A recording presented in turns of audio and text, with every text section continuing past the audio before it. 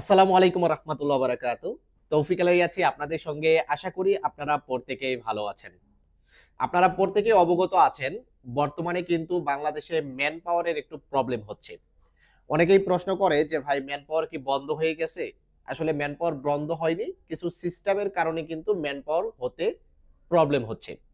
আর এই ম্যান পাওয়ারটা হয়তো বা এ সপ্তাহ অথবা সামনের সপ্তাহ থেকেই কিন্তু চালু হয়ে যাবে। আর ম্যান পাওয়ার যদি চালু হয়ে যায়, তাহলে সামনে টিকেটের দাম কিন্তু আরো ভয়াবহ অবস্থা ধারণ করবে। কারণ বর্তমানে আমরা এমনিতেও অনলাইনে চেক দিলে ভালো করে সিট পাচ্ছে না। আর যখন ম্যান পাওয়ারটা চালু হয়ে যাবে, তখন কিন্তু সব ম্যান পাওয়ার একসাথে হয়ে গেলে আর তখনই কিন্তু টিকেটের দামটাও কিন্তু অনেকাংশেই কিন্তু বৃদ্ধি পাবে। বর্তমানে যেমনটা টিকেটের একটা সিন্ডিকেট চলতেছে, টিকেটের দাম বৃদ্ধি রয়েছে, ম্যান পাওয়ার কিন্তু হয়ে গেলে আরো টিকেটের দাম বৃদ্ধি পাওয়ার সম্ভাবনা আছে। এ কারণে আজকের ভিডিওতে আপনাদেরকে ফ্রি একটা অ্যাডভাইস দিব। যারা সৌদি আরবে আছেন, ছুটিতে দেশে যেতে চাচ্ছেন, তারা সম্পূর্ণ ভিডিওটি দেখেন। ফ্রিতে একটা অ্যাডভাইস দিব, হয়তোবা আপনার উপকারে আসতে পারে। এবং ভিডিওটিকে শেয়ার করে দেওয়ার অনুরোধ করতেছি। আমার ফেসবুক পেজটিকে ফলো করে রাখবেন এবং আমার ইউটিউব চ্যানেলটি এখনো যারা সাবস্ক্রাইব করেননি, অবশ্যই সাবস্ক্রাইব করে সঙ্গে থাকবেন। আসুন, মেন পয়েন্ট আপনাদের সাথে শেয়ার করার পূর্বে আমরা প্রথমে কম্পিউটার স্ক্রিনে একটু টিকিট সম্পর্কে আপনাদেরকে একটু তথ্য দিই। দেখেন, আমি যদি হাইল থেকে ঢাকা যাই, আমাদের হাইল থেকে আমি বলতেছি, হাইল থেকে যদি ঢাকা যাই, যেমন ধরেন আমি আগামী মাসের ৮ তারিখে বা ৭ তারিখের দিকে আমি ঢাকা যাব, শুধু সিঙ্গেল একটা টিকিট দেখতেছি। দেখেন, একটু খেয়াল করে একটু অপেক্ষা করবেন। দেখেন, সিঙ্গেল একটা টিকিট, এখানে ফ্লাইনাস দেখাইতেছে 1142 রিয়াল, ঠিক আছে, এবং আরো বিভিন্ন এয়ারলাইন্স আছে। আমি একটু ডেটটা চেক করি, ৬ তারিখে দিলাম। ৬ তারিখে হয়তো একটু কম আছে, একটু দেখি। একটু মনোযোগ সহকারে দেখেন ভিডিওটা, অনেক কিছু বুঝতে পারবেন, এতে আপনাদেরই কাজে আসবে। দেখেন, এখানে জাজিরা এয়ারলাইন্সের একটা ফ্লাইট দেখতে পাচ্ছি আমরা। এখানে ট্রানজিট হচ্ছে 3 ঘন্টা 30 মিনিট। এই ফ্লাইটটা একটু বুক নাও যায়।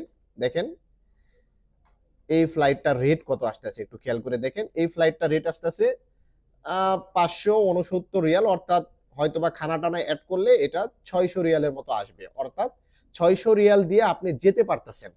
এখন যারা ছুটিতে যাবেন যারা, তারা মনে করতেছেন যে 600 রিয়াল দিয়ে টিকিট কেটে ছুটিতে যাই, 6 মাস ছুটি কেটে বা 3 মাস ছুটি কেটে আবার রিটার্ন একটা টিকিট নিয়ে আবার সৌদি আরবে ঢুকবো।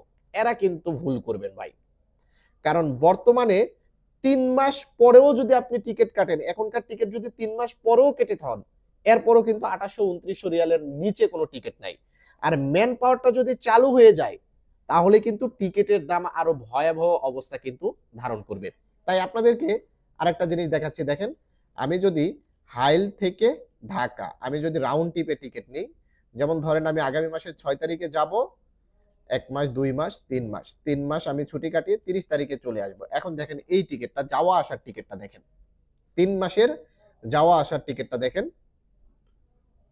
মোটামুটি এটা সৌদি এয়ারলাইন্স শো করতেছে। এই যে এয়ার আরাবিয়া চলে এসেছে, দেখেন এয়ার আরাবিয়ার এই টিকিটটা আপনার যাওয়া আসা 3 মাসের।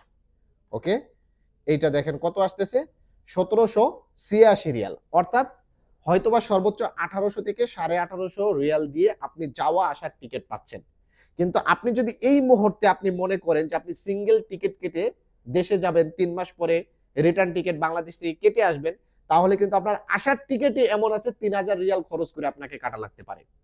যার কারণে যারাই ছুটিতে যাবেন, আপনাদের জন্য এই ফ্রি অ্যাডভাইসটা আমি দিচ্ছি, কেউই ভুল করেন না, একটা টিকিট কেটে যায়েন না, আপনারা যাওয়া আসার টিকিট কেটে যান। এক্ষেত্রে আপনারা অনেক কম রেটে টিকিটটা পাবেন। দেখছেন, মাত্র 1800 থেকে 1850 রিয়াল দিয়ে আপনি যাওয়া আসার টিকিট পাচ্ছেন।